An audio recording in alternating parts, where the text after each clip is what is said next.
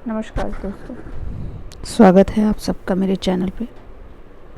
तो शुरुआत करते हैं आज की पहली कहानी, एक साया। ये कहानी है लखनऊ में रहने वाले बद्रीनाथ सेठ की, जो अपनी 5 बेटियां, एक बेटे, अपनी पत्नी और अपने पिताजी के साथ पेपर मिल कॉलोनी में रहते थे। बद्रीनाथ टेलीफोन एक्सचेंज में काम करते थे। उनकी 5 बेटियां बहुत ही होनहार बच्चियां थीं और सबसे होनहार उनका बेटा नीलकमल। बद्रीनाथ के घर में एक शोक का आलम छाया हुआ था। 20 दिन पहले ही उनके पिताजी स्वर्गवासी हो चुके थे। माताजी का तो साथ बचपन में ही छूट गया था, अब पिता का भी साथ छूट गया था। सभी रात का खाना खा पीकर सब अपने अपने कमरे में सोने चले जाते थे। 2 कमरों का मकान था उनका, आंगन, और वह उसी आंगन से सटा हुआ उनका बाथरूम और स्नान गृह था। 5 बेटियां पूजा घर कह लीजिए या उनके सोने का कमरा, उसमें सोती थी। बद्रीनाथ और उनकी पत्नी बगल वाले कमरे में, और बेटा नीलकमल घर के बाहर आंगन में चारपाई डाल के सोता था। उस रात कुसुम, जो दूसरे नंबर की बेटी थी, सारी चीज़ें समेट के अपने कमरे में जाती है और अपनी छोटी बहन अदिति, जिसे नींद नहीं आ रही होती है, उसे कहानी सुनाने लगती है। कुसुम अपने भाई से काफ़ी ज़्यादा लगाव रखती थी, इसलिए कहानी सुनाते सुनाते भी उसका ध्यान अपने भाई नीलकमल पे था। नीलकमल एक होनहार छात्र था। उसने अपनी रुड़की आईटी से अपनी इंजीनियरिंग कंप्लीट करके इंटरव्यू देने के लिए तैयार था। वो अपने दादाजी से काफ़ी ज़्यादा लगाव रखता था। उनके मौत के बाद जैसे उसे एक सदमा सा लग गया था, इसलिए कुसुम बार बार उठ के 1-2 बार अपने भाई को बाहर झांक ले रही थी कि कहीं भाई को उसकी ज़रूरत ना हो। कुसुम अपनी बहन को कहानी सुना रही थी। सुनाते सुनाते अदिति कब सो गई कुसुम को पता ही नहीं चला। घड़ी में देखा तो रात के 1 बज रहे थे। तभी अचानक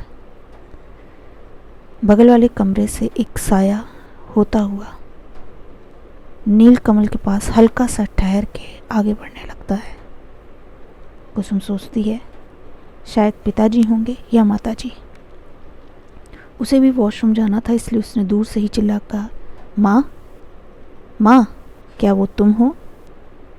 पिताजी, पिताजी। वो साया बिना उसके तरफ देखे चुपचाप बाथरूम के दरवाजे के पास जाकर रुक के खड़ा हो जाता है। कुसुम को समझ में नहीं आता है। कुसुम सोचती है शायद भाई तो नहीं, इसलिए वो उठ के दरवाजे के पास आती है, पर उसका भाई तो बेखबर सोता रहता है। अंधेरे में अपनी आंखों को एक बार अच्छे तरीके से मल के देखने में सक्षम करती है और फिर साया को देखती है। साया को ऊपर से नीचे देखते हुए उसकी आंखें फटी की फटी रह जाती है और एक चीख के साथ कुसुम दरवाजे के पास ही गिर जाती है। उसकी चीख सुन के उसके माता पिता, जो बगल के कमरे में सो रहे थे, वो एकदम हड़बड़ा के दौड़ते हुए आते हैं। कमरे में लेटी चारों बहनें उसकी चीख सुन के आपस में चीख पुकार करने लगती है। छोटी वाली अदिति तो काफ़ी ज़्यादा रोने लगती है। बगल के पड़ोसी मिस्टर एंड मिसेस भाटिया, वो भी बच्ची की आवाज़ सुन के दरवाज़ा पे आके खटखटाना शुरू कर देते हैं। बद्रीनाथ जी को और उनकी माता को कुछ समझ में नहीं आ रहा। माता चारों बहनों से पूछती, हुआ क्या? बद्रीनाथ दौड़ के दरवाज़ा खोलते हैं। सामने मिस्टर भाटिया खड़े थे। मिसेस भाटिया ने दौड़ के कहा, क्या हुआ, क्या हुआ, क्या हुआ कौशल्या जी? पता नहीं, कुसुम ने अचानक चीख मारी, समझ में नहीं आ रहा, होश में नहीं है।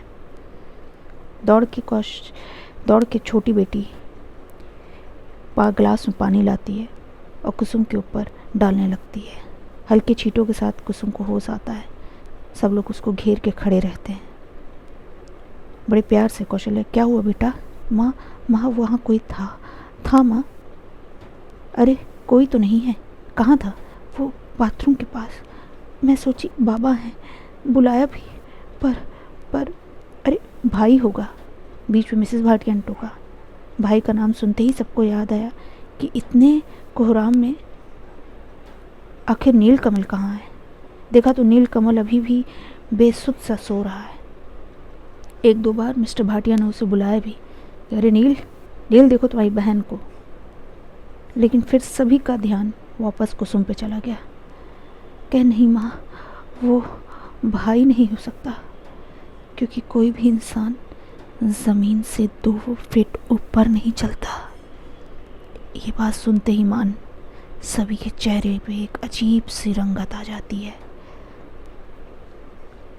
बात को टालते हुए बद्रीनाथ कहते हैं, अरे वहम होगा, वहम है बच्ची का। मिसेस भाटिया कहती, ऐसा करिए, आप मौत का घर है, आप बच्चियों के साथ आज आप सो जाइए कौशल्या जी। इतना कह के वापस सब अपने कमरे में चले जाते हैं। बद्रीनाथ अपने कमरे में जाते वक्त एक बार फिर से नील को देखते हैं। इतने हल्ला में भी नील की नींद नहीं टूटी, लेकिन फिर इसे वो एक मामूली सी बात समझ के कमरे में चले जाते हैं। आज नील का पहला इंटरव्यू था। नील को पूरी उम्मीद किया, पूरा यकीन था कि उस नौकरी उसे ही मिलेगी। तैयार होने के लिए वो पूजा घर में अलमारी के नीचे से अपने नए जूते निकाल रहा था। नए जूते के बगल में मिट्टी की नई तेल रखी हुई थी। हाथ से लड़ के मिट्टी का तेल अचानक नीचे गिर जाता है और ज़मीन में फैल जाता है। नीलकमल डरती हुई और कांपती हुई हाथों से चिल्ला के कस कहता है अपनी माँ से, माँ, माचिस जला के पीछे ना फेंकना। अभी वो अपना वाक्य पूरा ना कर पाया था, तब तक कौशल्या, जो अपनी आदतें अनुसार माचिस जला के पीछे फेंकती है, पर उसे भागा को क्या पता थे कि अपने हाथों से अपने पुत्र की जान ले रही है। हल्की सी चिंगारी पूरे कमरे में एक भयानक आग का रूप धारण कर लेती है। उसमें नील की चीख पुकार, बहनों की चीख पुकार, पड़ोसियों को दरवाज़ा खोलने के लिए खटखटाहट, और कौशल्या पूरा का पूरा जोर लगा देती है कि किसी तरीके से वो अपने इकलौते बेटे को बचा ले। किसी तरीके से दरवाज़ा तोड़ के सब अंदर आते हैं और कौशल्या और नील को बचाते हैं। नील तो पूरे 90% जल चुका था। कौशल्या जी भी 20 से 25% जल चुकी थी। बद्रीनाथ हॉस्पिटल में अपने बेटे को लेके बैठे हुए हैं। आँख से आंसू की धारा ही नहीं रुक रही है। हॉस्पिटल में बद्रीनाथ और अपनी बेटी कुसुम के साथ थे। पत्नी घर पे ही इलाज चल रहा था, जिसकी देखभाल उनकी बड़ी बेटी और उनकी बाकी तीनों बेटियां कर रही थी। आज जन्माष्टमी थी। कह दिया था बड़े डॉक्टर ने भी, बद्रीनाथ जी, आखिरी समय है बेटे का, रह लीजिए। इतना सुनते मानी बद्रीनाथ जी फर्श पे गिर जाते हैं। कुसुम को कुछ समझ में नहीं आ रहा है कि आखिर हो क्या रहा है। वो चुपचाप सब कुछ देख रही है। वो आज अपने भाई के कमरे में ही बैठी थी, क्योंकि पिताजी तो मूर्छित होके दूसरे कमरे में लेटे हुए थे। नर्स का आना जाना, लगातार नील की नफ्सों को टटोलना, उसे कुछ समझ में नहीं आ रहा था कि अचानक नील की आंखें, कुसुम, वो कौन आया है, क्या हुआ भाई? कुसुम ने कहा, वो सामने कौन काला काला खड़ा है, मुझे लेने आया है। कुसुम, मुझे बचा लो, मैं मरना नहीं चाहता, मैं तुम लोग के साथ रहना चाहता हूँ। कुसुम, कोई है नहीं है भाई, कोई नहीं है, डरो नहीं, मैं हूँ ना। रात के 12 बज रहे थे। नील की आँख से आंसू निकल, नहीं, वो ले जाएगा मुझे। कुसुम भाई, तुम आंखें बंद कर लो। पर उस बेचारी बच्ची को क्या पता था कि वो अपने हाथों से अपने भाई की आज आंखें बंद कर रही है। उधर घंटी का 12 बजे, जन्माष्टमी का पहली स्वंग ध्वनि के साथ ही श्री कृष्ण का जन्म होता है। उधर नील का आखिरी सांस लेता है। भाई, अब तो ठीक हो ना? कुसुम ने भोलेपन से पूछा। तभी एक नर्स आई। उसने फिर से नर्स ने उसकी नब्ज़ को टटोला और बाहर जाके किसी से कुछ कहा। थोड़ी देर में 4-5 वार्ड बॉय आए। उसने नील की बॉडी को स्ट्रेचर पर लेकर जाने लगे। कुसुम को कुछ समझ में नहीं आया। कुसुम ने चिल्लाते, कहाँ ले जा रहे हो मेरे भाई को, कहाँ ले जा रहे हो? बाबूजी, पिताजी, पापा, उठो उठो, भाई को ले जा रहे हैं, भाई को ले जा रहे हैं। नील दौड़ती है, वहीं फंस के गिर जाती है और बस कहती रह जाती, मेरा भाई, मेरा भाई, मेरा भाई। सुबह जब उसकी आंखें खुलती है तो कोहराम मचा हुआ था। बाहर आके देखती है तो उसकी माँ बेसुध से चिल्ला चिल्ला के रो रही थी, ले गया मेरे बेटे को तेरा बाप ले गया, इतना प्यार करता था कि ले गया।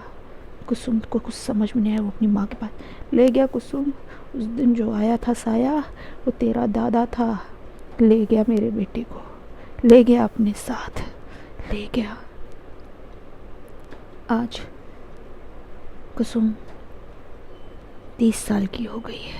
आज भी वो सोचती है, क्या सच में मेरे वो साया मेरे बाबा जी का था? क्या सच में मेरे बाबा जी ही मेरे भाई को ले गए?